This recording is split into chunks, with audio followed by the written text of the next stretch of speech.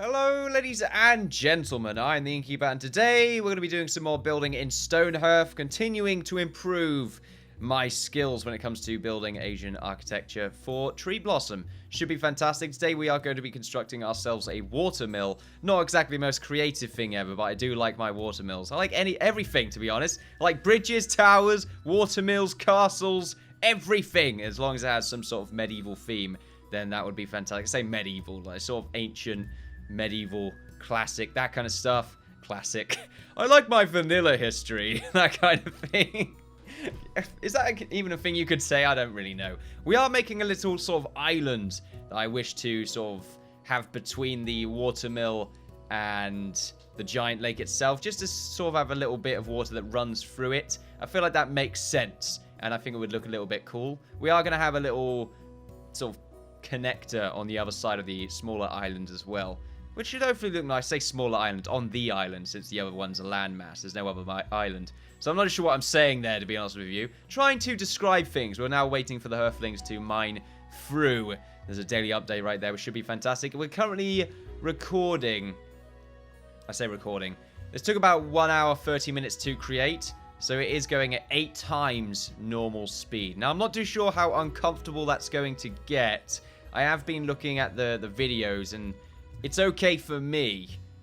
Because I'm used to that, I suppose. I say used to that.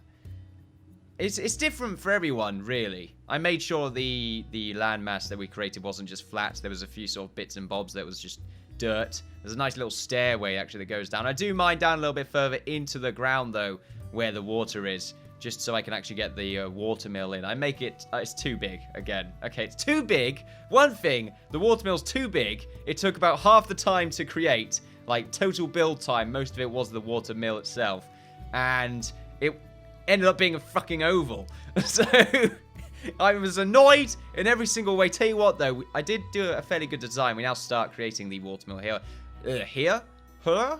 There we go. I'm actually creating, or at least trying to design, the sort of little, I don't know, building, but not really a building, pylon, totem, connector that helps to keep the watermill spinning along. Just, it's something unique that I'm trying to create. I'm trying to do something different.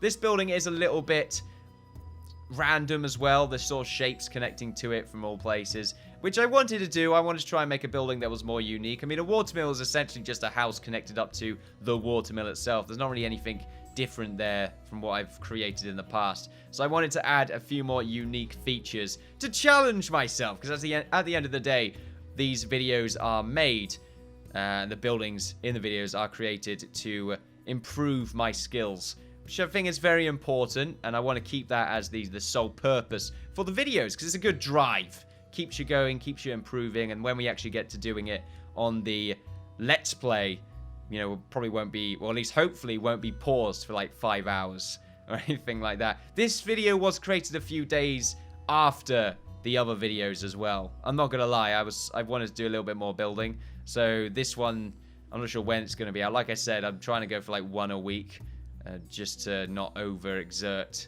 myself too much. I obviously don't want to upload like 3 in 1 week, because then people might start to expect 3 in 1 week. I like to keep a schedule, as I said before, so I feel like it's a nice thing to look forward to as well on a specific day. I think I'm probably going to have them coming out on Friday, along with something else, of course. I like the idea of uploading 2 videos on a certain day. I was doing it when I was doing the Civilization series with Neri and Uskust. Is it just a dude? I don't know, dude. Look, if you're watching this now, I apologize. It doesn't matter. He's going to be annoyed anyway. Not really. I don't think he really gives a fuck. But there we go. Swearing once again. You can see myself actually where you can see us deepening the pool of water where the watermill will go. I am attempting... The problem I had with the watermill at first was that I was making it after I had the building constructed.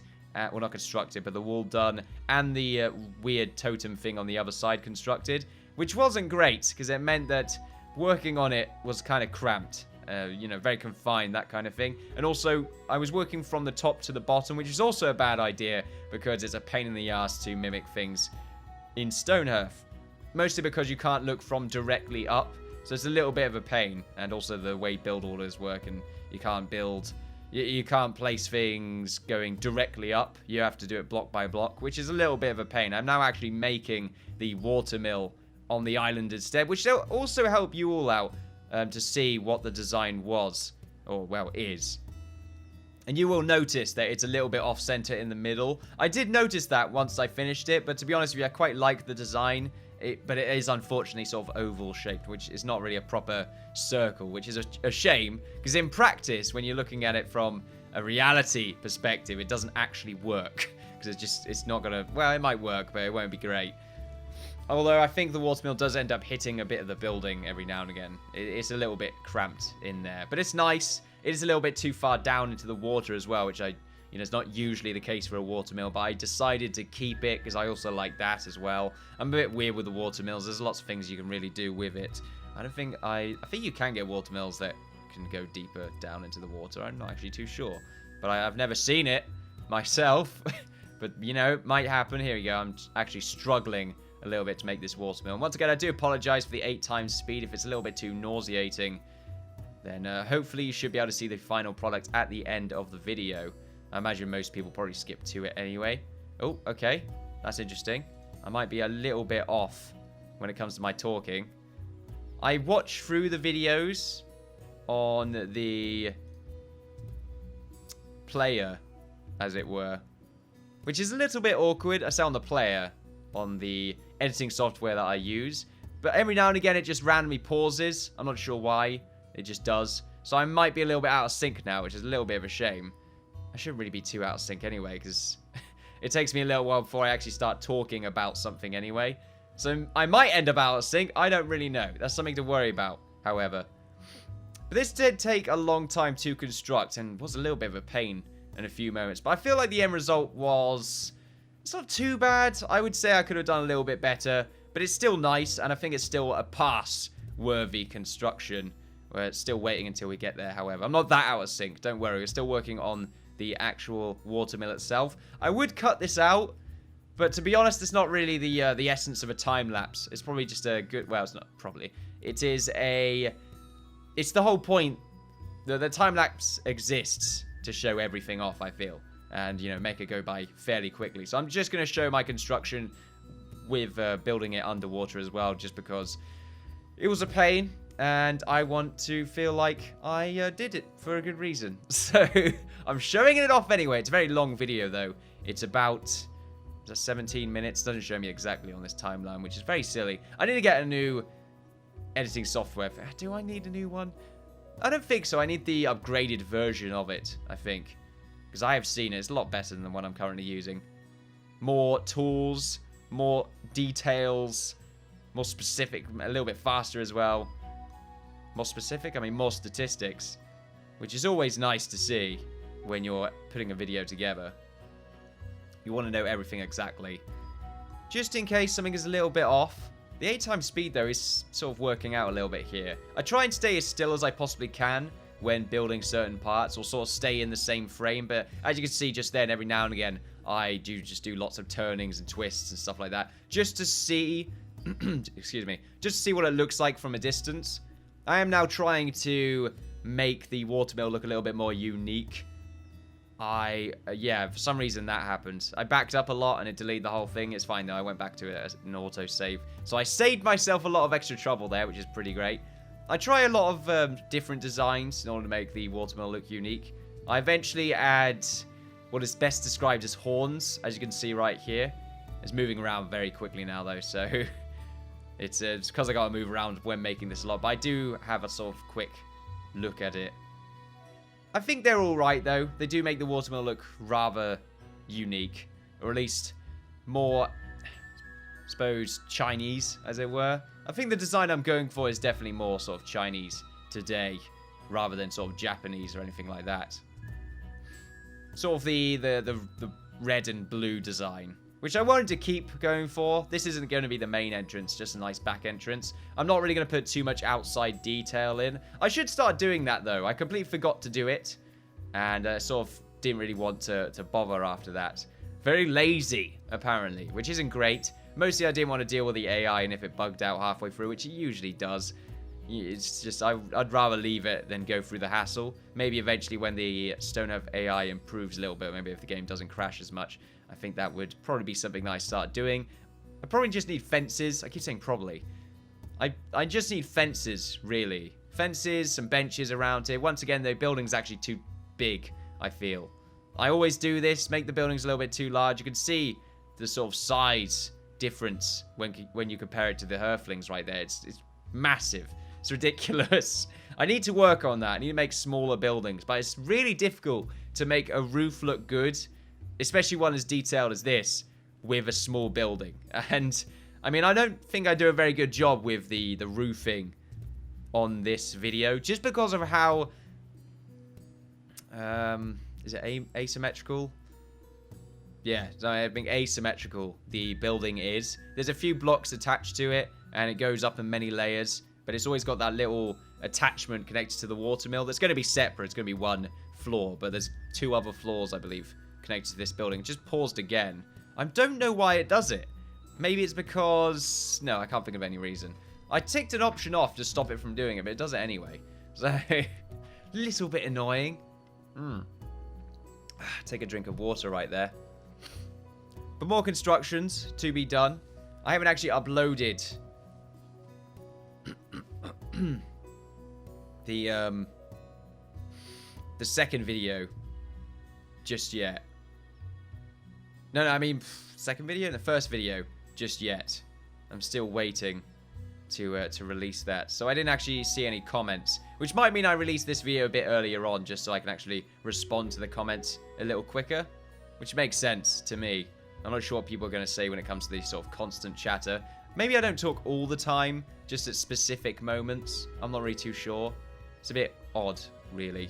Because I get to a point where I don't know what to really say. Because I've already described the roof and the way it works. I sort of do one block. I make sure it's angled as well, because it's much easier to work around. I try and use a mix of shades, sort of the darker blue and the lighter blue, just because I do think it helps with depth a little bit more, and also with a little bit more detail, even though it doesn't necessarily add much, since it's basically, it's just a flat surface in some areas, but it's just a darker block. But I do think it just looks a little bit nicer, and like I said, it does add that strange bit of depth to a flat surface that otherwise wouldn't exist. And detail as well, especially with the roofs. I do add a lot of darker blue with the roofs. The only thing I don't like about it, though, is I screwed up the pattern a little bit on the smaller structure that we have connecting the watermill to the little island, because it's basically the colors are inverted at that point. I use a darker blue for the main structure and then a lighter blue for the sort of trim, but it's the other way around with the main building. I'm not too sure how I didn't notice that, but I'm probably just going to very quickly change the smaller house, or in the future anyway. It doesn't really matter what I do with this building, it's just practice really. But in the future, if I do construct something very similar, I'll make sure I stick to the same pattern. I'm not too sure how I screwed that up, but I just didn't really think about it at the time. But I'll make sure to keep that in mind. I'm going to stick to a sort of darker roof with a lighter trim. I think that looks a lot nicer. But as you can see right here, it's the opposite way around, which is a little bit of a shame.